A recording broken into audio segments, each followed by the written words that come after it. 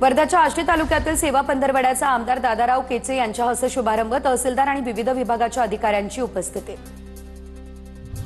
रत्नागिरीच्या कृषी उत्पन्न बाजार समितीच्या सभापतीपदी भाजपचे संदीप सुर्वे यांची बिनविरोध निवड। 2028 पर्यंत संदीप सुर्वे बाजार समितीचा कारभार पाहणार।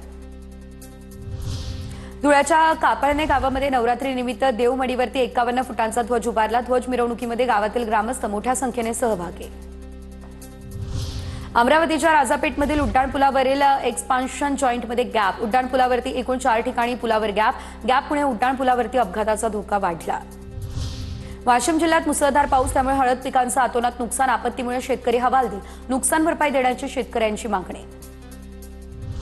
गोंदियाच्या आमगावमधील व्यापाऱ्याची कमी दरामध्ये तांदूळ देण्याचा आमिष देऊन 1 कोटी रुपयांची फसवणूक, पैसे दुप्पट करण्याच्या नावाखाली फसवणूक झाल्याचा प्रकार। मध्य प्रदेशमधील 3 आरोपींना गोंदिया पोलिसांकडून अटक।